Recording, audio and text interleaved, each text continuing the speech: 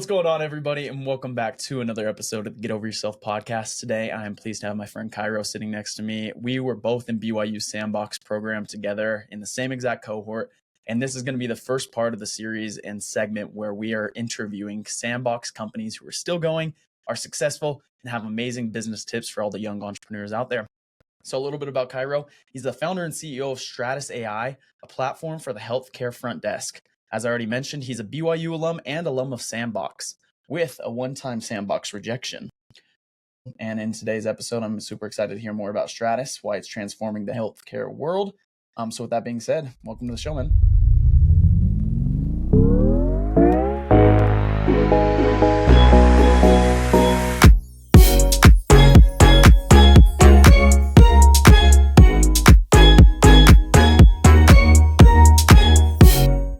Yeah, thanks for having me. Tell us a little bit about Stratus to begin with. Obviously, it's kind of a big boom over the past month.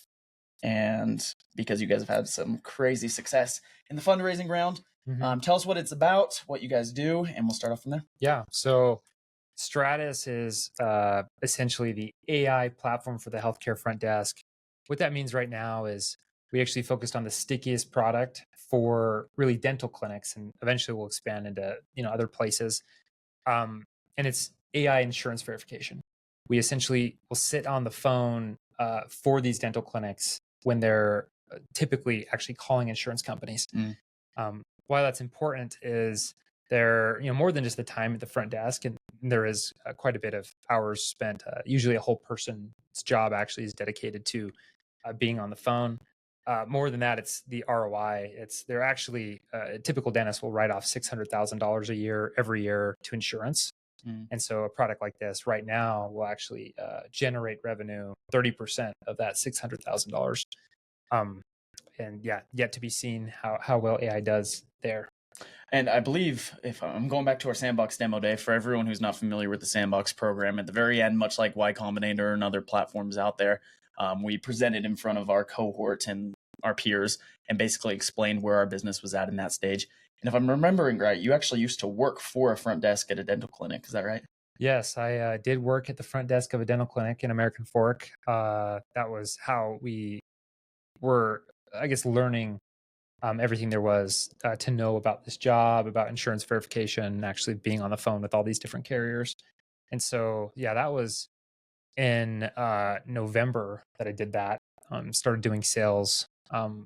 Went out to a dental conference and sold our first customers, no product. In December, by January, I had incorporated a company, found my co-founder, Thomas, who's really awesome and 10X engineer, super decisive, great guy. And from there, the rest was kind of history. Yeah, there you go. Well, the history's still being made because you guys obviously just had a successful fundraising round. We'll jump into that here later in the episode. But to begin, did you go into the front office in hopes of finding a product? Did you already have this idea in mind, or what kind of started the idea of Stratus? Yeah, so kind of interesting question there. I actually wasn't my first attempt in the dental space. Okay. My first attempt was actually down in Mexico. I went down there to basically build the Airbnb for medical tourism, dental tourism, really, to get American patients to go down to Mexico for cheaper dental care. Okay. I personally have a friend who just went to Mexico to do exactly that. So I'm curious why that didn't work out. It's just really tough to scale a marketplace, turns out. It's really tough to beat Google reviews. You'd have to spend a lot of time down in Mexico.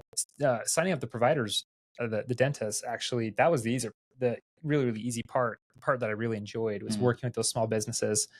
And so kind of taking, some of my learnings there, I actually came and decided to work at the front desk of a dental clinic. I was like, well, there's probably a business to business application here. And my initial thought actually was going to be scheduling. I thought scheduling would have been, something that they wanted, and actually started to build that.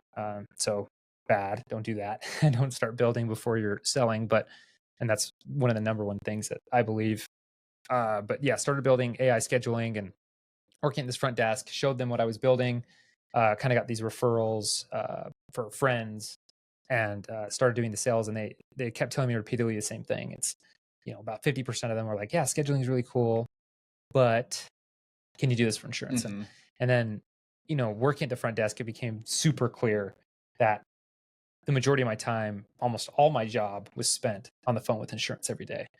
And the reason is because they're just so underwater in these write-offs, and they really have to dedicate staff to do that. And they're not really that patient centric typically. Why does I guess nowadays we're in 2024. I feel like this entire process should be done online, anyways.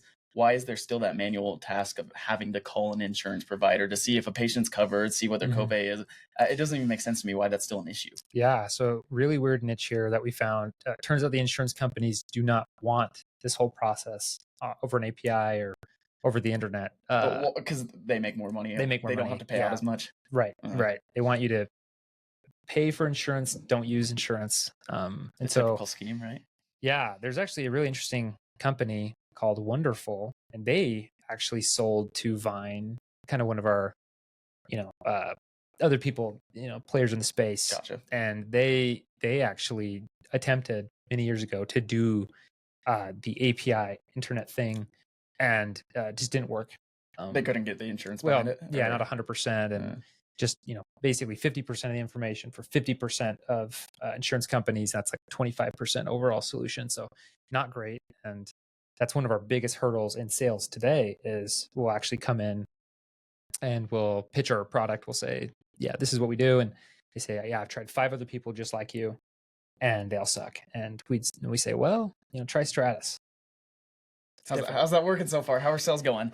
You guys have obviously been booming in a great sphere. So tell us, what is your sales approach? How do you walk into some of these businesses? Because in all terms, you guys are a newer company. Anyone in our Sandbox cohort is a newer company. Right. So how do you gain that trust factor? Yeah. So first, I'll answer the first question, then the second question. So first, last you probably saw us in Sandbox. We were at 65,000 ARR. Sounds about just right, a couple of months. We thought that was really awesome back then. Now today we're at 350,000 K ARR, and just growing all the time.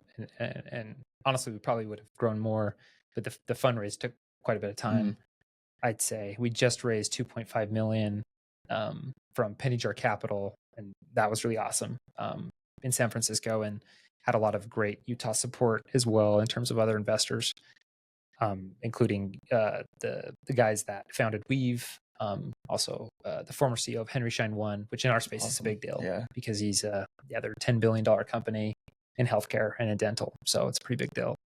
In terms of the sales approach, what we do is it's actually a lot of trade shows. So the dentists, they do hang out on Facebook, but it's not product-led growth at all. It's all direct sales. And where they'll go is they're required to learn. Yeah, by law, don't they have to go to a certain amount of conventions or whatever it is per year? Yes. And so they'll go to learn in their concurrent enrollment classes, and, they'll walk the floor, and they're all essentially buyers. Dentists have a lot of money, and that's probably generally true across healthcare. And so a lot of them like to play with new things, and that's where we'll meet them. We do a little bit of cold calling. It just doesn't make a lot of sense because we have all these leads, and we've done exactly $0 in marketing. We'll see how that goes. Awesome. That's really cool. I like how you put that too. You just kind of dabble. They walk around and they want to spend their cash. You don't see that in a lot of industries these days. I feel like they go to these conventions, one, because it's required, two, because it's basically a free vacation. They go to a couple meetings and then go party on the beach the rest of the day. But what's it like trying to sell to this audience who already kind of has their pocketbook open? But I feel like that could also be a disadvantage because there's so many booths surrounding you. You have to be the one that shines. Yeah. So we just focus on hiring the best. And so our sales guys are hungrier than everyone else. And there's a little bit of tricks and tips you can learn about how to be really good at trade shows, and what to do, and how to position your booth, where you want to be, and how to get people to stop. We actually learned a lot from Weave, right? They are one of the best for sure on the floor. And so it was really, really helpful that we knew a lot of early Weave people. We knew their salespeople, and they told us a lot about that. But what we find is, they'll sign up for several softwares, including us, not totally different, separate products. They'll buy little tools, physical tools, or they might buy like a massage gun or something like that. There's a whole gamut or array of different companies that will show up to sell to these dentists. That's awesome. And so we're like the only AI Well, there's a couple. I'm sure that it'll start booming a little Well, bit more. there's a couple that have led Yeah. to charge. Yeah, mostly it's back office imaging, X-ray, AI Okay. software that's become very, very popular. We're like the first AI front desk software for this kind of group.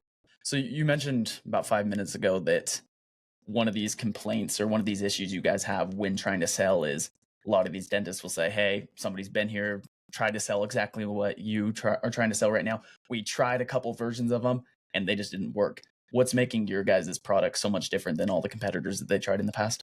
Yeah. So one, there's to understand the competitive landscape a little bit. There's those softwares, right? And they only get that limited information, so super general, and that's typically it. It's that 25% overall solution of they still have to call at the end of the day. It's like, yeah, we're paying for the software every month.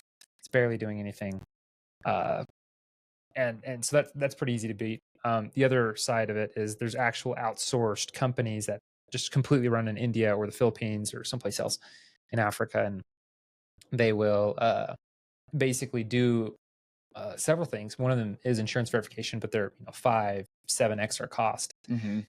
We just had a similar experience where we are working on our product. I want to go back to what you said a minute ago too, where you're a firm believer and start selling before you actually have a version. Because then we went through this exact same case, and I'm sure a lot of the listeners out there will know exactly what I'm talking about. We go and we build something, we think it's king, but then we go present it to a customer and they're like, well, maybe if it had this one more feature.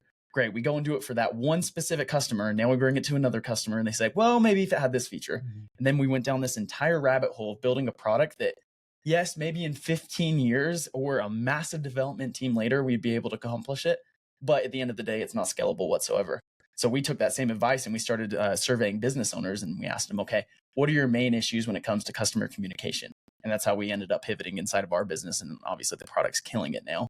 But what's your piece of advice to everyone out there who doesn't necessarily agree with that philosophy on why they should start trying to sell something before they even have it made?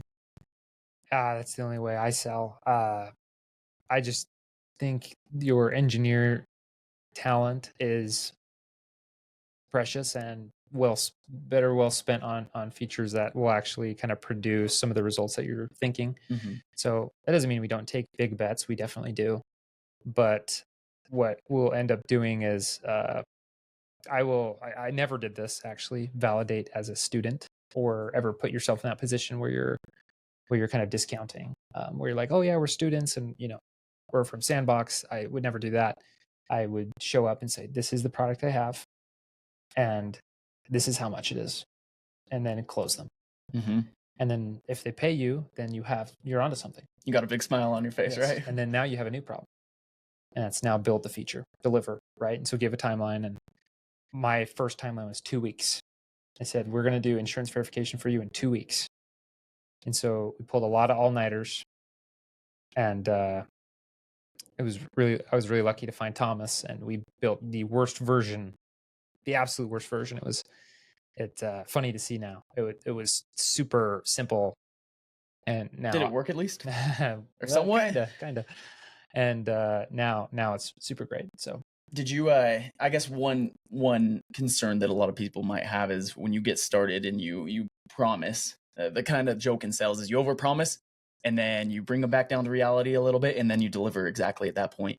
Did you have any of your early customers where you're saying, we're going to get this done for you, give us 2 weeks, it's going to be ready, and then it completely just flopped, did not meet expectations whatsoever? No, I don't think so. One way that we got around that is offering it at a discounted price and promising that it was going to go up. So our average contract value per month now is around $1,000, right? Is what somebody will pay when all is said and done, if they're loving our product and they're using it, and the ROI makes sense, right? We're saving 30% of that $600,000, and the labor time, 63% about from case studies of labor time and things like that. And so it's a pretty big deal. And we're actually thinking of doubling our price again. So hopefully, our prospective customers jump on quickly because we're thinking about being $2,000 a month software. We want to be the most expensive software in a dental practice or healthcare practice or any vertical that we're in. So we want to be the iPhone essentially of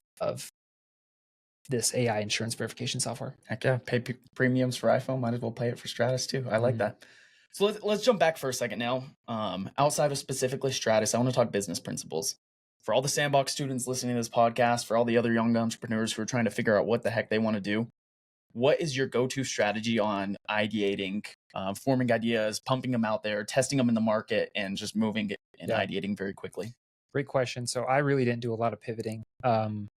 Very lucky. I did that one startup, the one major, and then one kind of major, focused in. but it stayed. And basically, the advice I've always given, and I do now, being a founder advisor within Sandbox, I get students sometimes that will reach out. Basically, what I believe one should do is pick a vertical, actually, or a problem space. For us, it was a vertical. It was healthcare. We're like, well, we know healthcare is really big.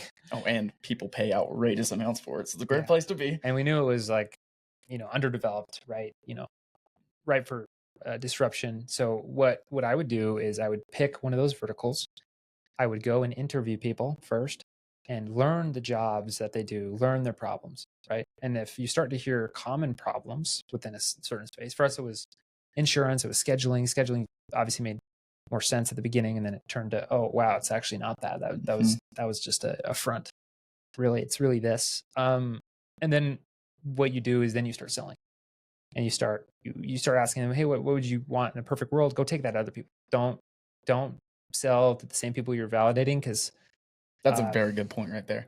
If you ask them the questions of, hey, what would you pay for a product like this? They're of course going to lowball you if they actually think you're going to make it for them. No, they're just going to be nice to you. That's yeah. They're going to be really nice. And I do the same thing when Sandbox people come and tell me their idea. Yeah, you don't want to destroy their entire livelihood. And I'm very nice. I'm like, yeah, it sounds like it could work. I try to tell them, like, hey, this is how you would de-risk this, because it's all about de-risking your company and generating revenue first. And so you're doing these little tests and saying, well, if we're able to do this, like we actually had AI call even before we mechanically turked. We built AI, a very simple AI. Now it's not so simple, but of what we're doing. But we actually would, do that call. Would an insurance agent respond? Mm-hmm. Right? That's a big risk. And so you have to go and you're de-risking, and then also just growing your company as you go. So let's talk about that specific industry or specific vertical you want somebody focus in on. We, as I mentioned, one of our biggest pivots and the most impactful thing we've done so far throughout the course of Interval has been sitting down, interviewing hundreds of business owners without trying to sell them anything, and just simply say, what are the pains you have in area X? And maybe you can go around and you can test a couple areas. You go to 10 businesses and you ask them question 1, go to another 10, ask them question 2, because I promise that there's going to be patterns that arise. I actually just talked with another Sandbox team that you gave them advice in this exact same realm. It's a track team.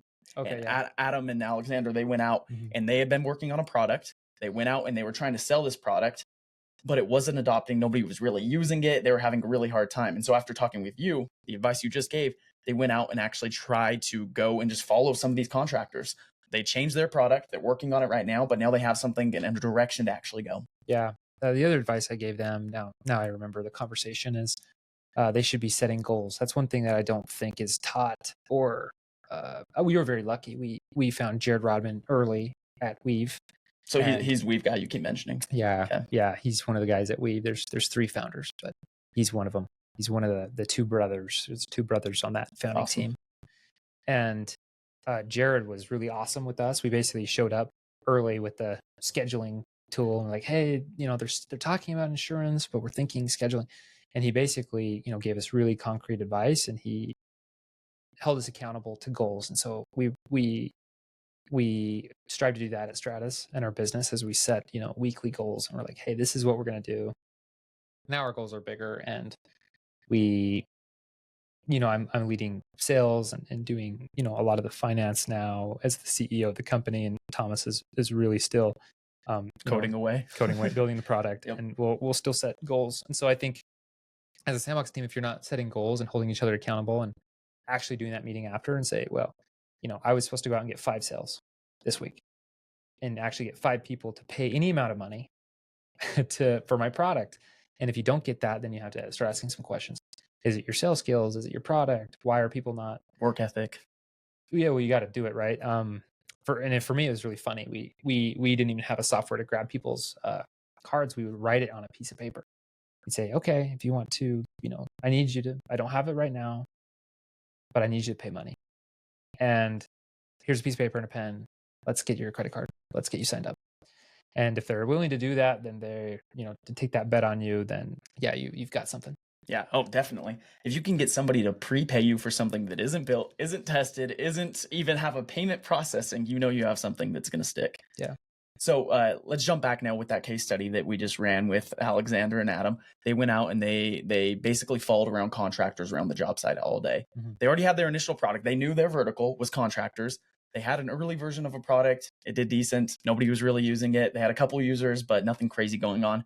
And now they have the excitement of saying, since they just did that for 2 weeks, all they did was go around, follow these contractors for 2 weeks now. They have these ideas and they're already starting to do exactly what you're saying now. They're going to go and ask a group of contractors, hey, we have this one. What do you think about that? Maybe it'll do okay.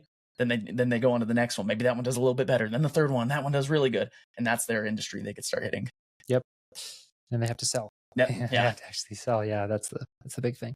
So what's your piece of advice? You mentioned you guys found conventions to be kind of the bread and butter.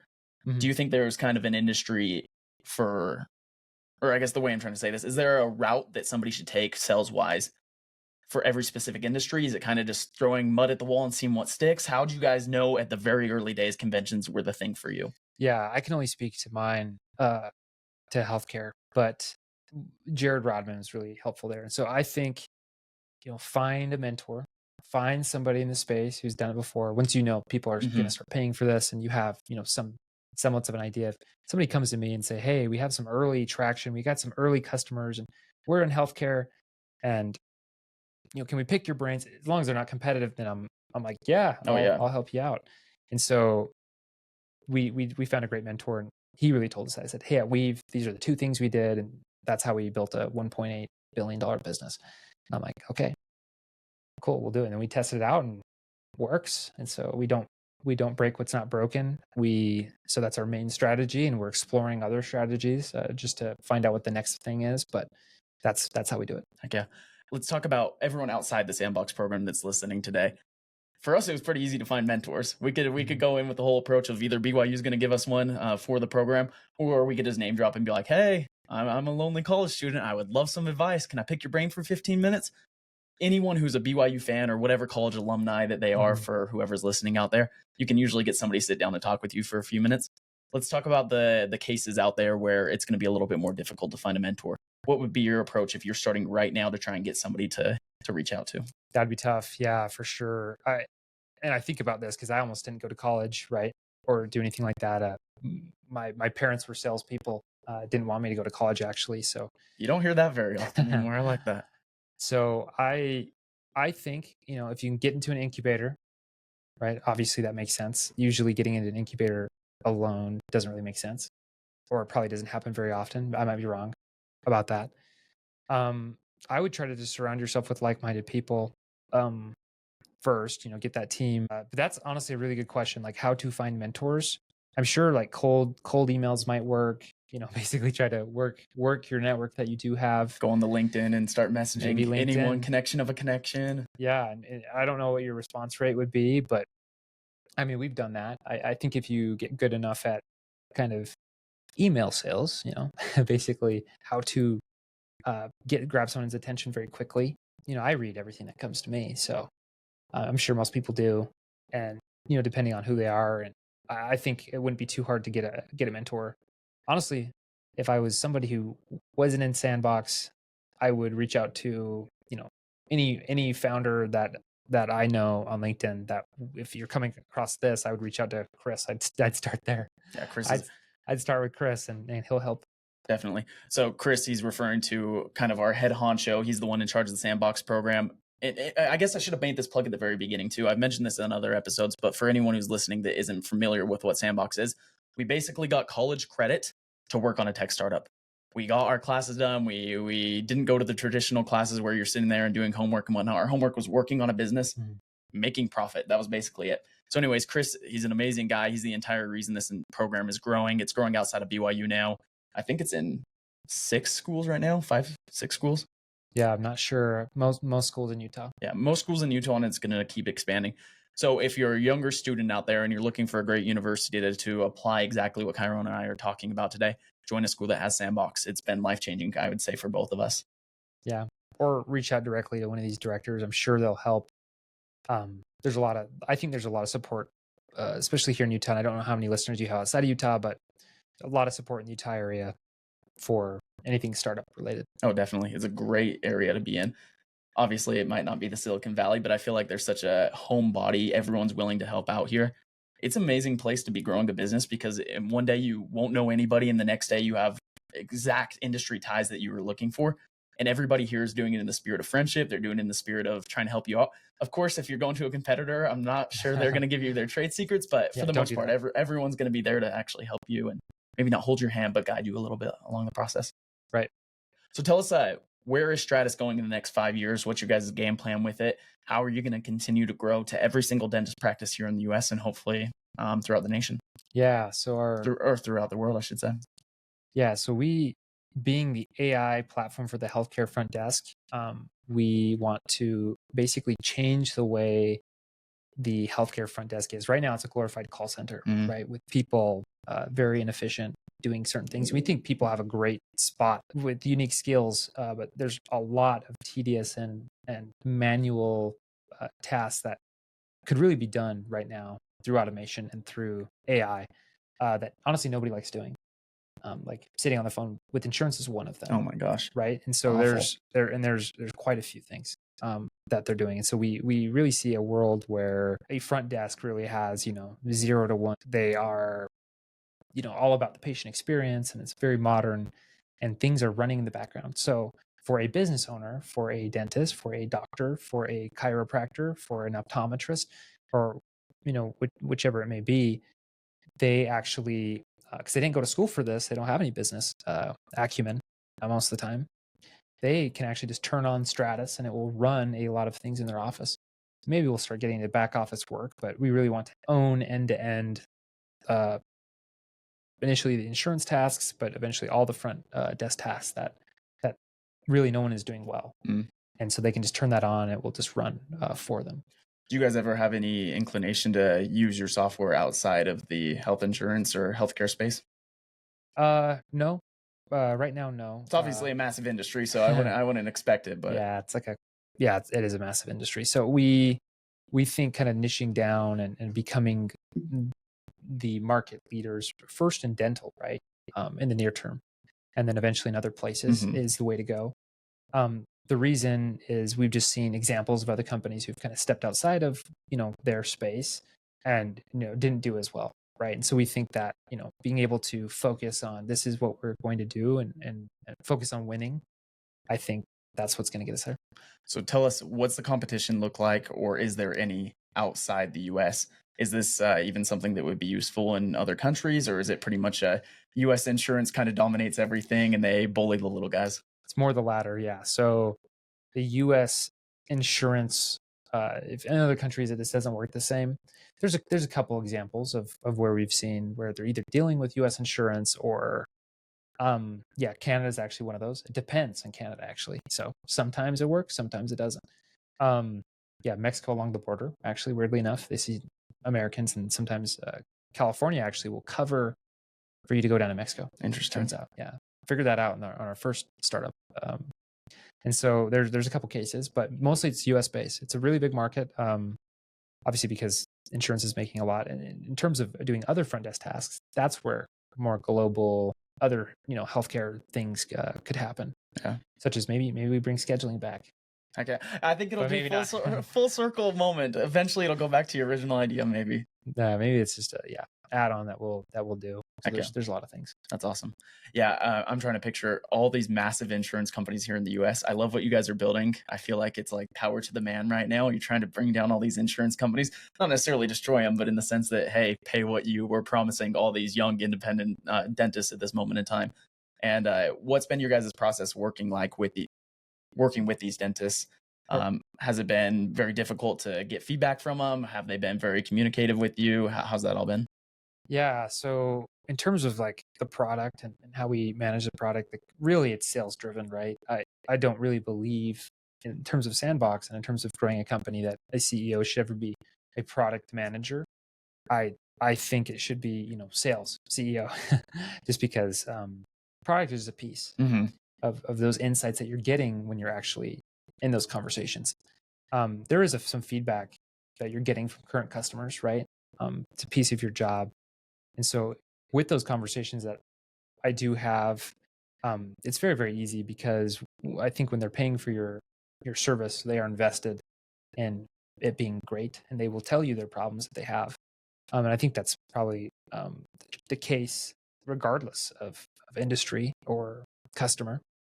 And so, yeah, we get a lot of great feedback. We don't have an official process of like, well, every 6 weeks we'll do this, but anytime, Just every once in a while, you kind of reach out to them if they have any issues. Reach out when we're working. Well, we do have a customer like success Okay. and customer support, right? And so they can actually reach us directly, right, with any problems, and we'll jump on the phone and talk with them, and if they're if there's anything they want to suggest, or if there's anything that any headaches or anything that they're experiencing through their onboarding process. But I think, yeah, mainly it's when we're pushing new features, and before we go and actually build it, we're selling, right? Okay. We're doing the exact same thing. So we're like, hey, and if we don't understand enough about it, then we have to go understand about it. We actually have to go learn it and actually go and ask, either do like a forum, or it's another thing, I don't really believe in surveys as much, just because I think it's not as qualitative.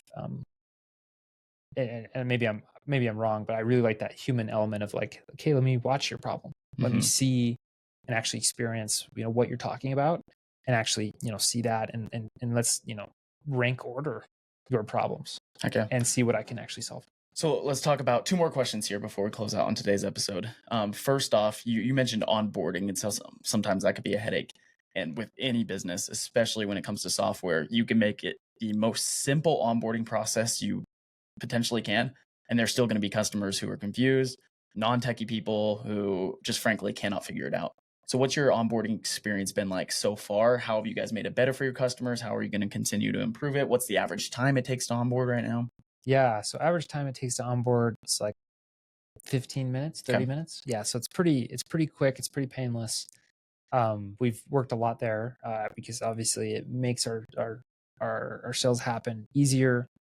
So we do actually kind of work a top of funnel software approach where anything that helps growth, I mean, we're going to do. And so basically there's a couple components here. Like one, we are doing a lot of customization for them. So we're actually meeting with them, and we're, finding out their needs. It's very general in terms of like the information that they actually need from insurance. And the other thing is, training of their staff as we move towards more full automation. And we're part of the way there right now. There's less training that is required, and so it's getting better in terms of any onboarding issues. Our biggest probably onboarding issue is like the actual integrations that we have to build. So there's like, they have all these different softwares they're using in the dentist office. You got to connect. And you have to connect them up. And, that's where our engineers come in. And there's times when we think something is working, and, the customer will tell us, well, this is what we see. And I'm like, oh, it's not working. Doesn't happen very often. And we're able to catch it, pretty quick. Thanks to our little customer support line that they'll hit and say, hey, things aren't showing up the way that you showed. It's like, go clear your cookies real quick, and in the meantime, you got the entire team working in the refresh, back. Yeah. Oh yeah. Did you refresh your old computer from the 1990s?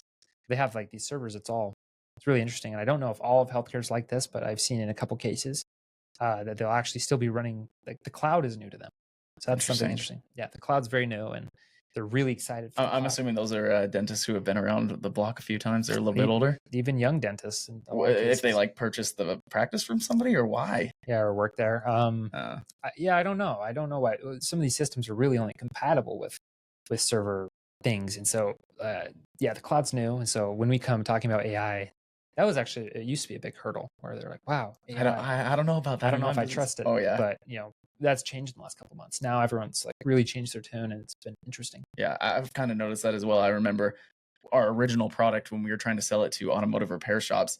Talk about an industry that is not up to date on anything tech related whatsoever. So we go and present to these people. It was the most hilarious thing. I went to a conference where we brought up conferences already. I go to this conference, and they have a presenter get up there. He was a marketer for automotive repair shops, basically helping people get more cars through their bays. And so he gets up there, He knows absolutely nothing about artificial intelligence, nothing in the slightest, except typing something in ChatGPT, and that's all. So he gets up there and he's basically telling these automotive repair shop owners, this is how you can use ChatGPT to make a better logo or to write a blog on your guys' website. Kind of useless information. I just remember thinking, like, in my head, maybe I was super naive, and I was, and I'm just thinking, who is getting value from this? And I looked to my left, I looked to my right, everyone's scribbling down in their notebooks. I'm like, holy cow, these guys are living 40 years in the past. Yeah. So it is a huge issue, but I feel like in the next couple of years, it'll become so much more common that it won't be a huge issue for businesses, and hopefully not, at least. Yeah, no, we see. It's funny you mentioned the marketer thing that happens in the dental world. They'll talk about Chat GPT. Chat like GPT. Uh-huh. I love it. That's funny. So final question I want to ask you here today. Obviously you were such a big proponent of getting out, selling your product before it's even possible.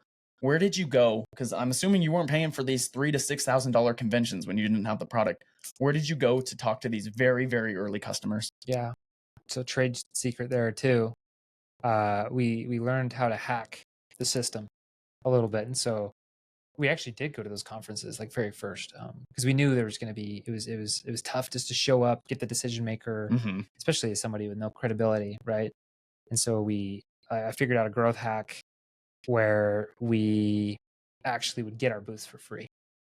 And how we did that is actually through kind of being a student. So that's like the only exception that I think we did, is we'd be like, hey, we're testing our thing, and we really enjoy if you can just get us right on the edge, a booth that hasn't been purchased, just get us in there. And then were you reaching out like they're a couple days away from conference, and so they're just banking nobody wasn't going to get it? Yeah, anyways? A couple weeks, okay. And enough for us to be able to get ready, and then we actually would show up like full sales.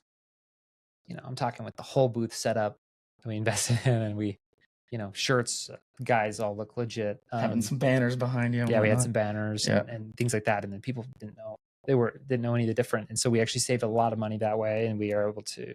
We don't do that anymore now that we have funding, because it's like, feel a little guilty. Well, it's all about booth position, right? So it's like now it's like we want to be very front. We want to be right next to Weave. We want to be, right there with everybody, and so that definitely plays a part. And so you really got to pay for that. You can't just.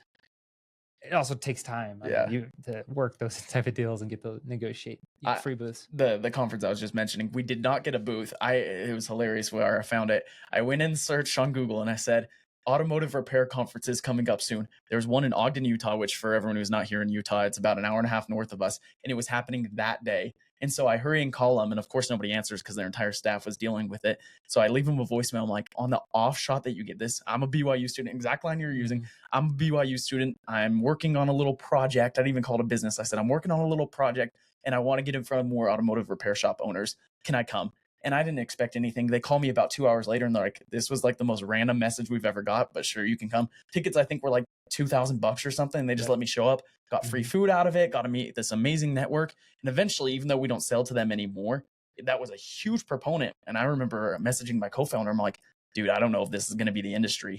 Everyone I've talked to, they are not having great adoption. They're scared of this. They're afraid of this whole AI thing. And so that was one of our early points where we learned we had to pivot. And so that conference made the difference in the world for us. Yeah, you get a lot of at-bats for sure to refine your sales approach. Yeah. It's been fun. Well, Cairo, appreciate you for joining us on the first segment of a Successful Sandbox Startup. Once again, there's not too many of us out there anymore that are still working on our businesses, but there's plenty of great entrepreneurs who have just graduated college or still in college, and I want to have all of them on the show. So for everyone listening out there, if you guys want to check out Stratus, I'll link their website and their LinkedIn and everything down in the description of today's episode. But to close out, if you had one piece of advice for all those young entrepreneurs out here, what would you tell them and why? Yeah, I think my one piece of advice is do what you love. Weirdly enough, so I'm technical, right? I had a job offer at Amazon Web Services. I could have went and did that. But what's really funny is I actually knew from like a religious missionary experience that I had that I really actually love sales. It was really interesting. I really enjoyed the process. And it's funny because I spent all those years in school doing something different. I'm right back to where, I really wanted to be. And I come from a sales family and everything. And so I really think that if entrepreneurship's for you, if for, being a founder is your lifestyle, sometimes it really is, staring into the abyss and, eating glass. There's hard days, there's hard things that happen and that help make you grow as a person. But if you love it and this is for you, I think you should just do what you love. And so I think um, I would really, tell it to my younger self. Just be like, yeah, just focus on what you love and what makes you happy, and that's where you will find that intrinsic motivation. Heck yeah. Well, I appreciate you for joining us on today's episode. Once again, guys, make sure to check out the description if you want to reach out to Cairo, if you want to check out more Stratus, if you know somebody in the healthcare space, specifically dentistry at this point, they would love any referrals. You guys can pass them their way. Once again, if you enjoyed today's conversation, make sure to share this with somebody who would benefit from hearing today's words. You guys are my best form of marketing, so we can continue to grow this show. I appreciate you all, and we'll see you next week.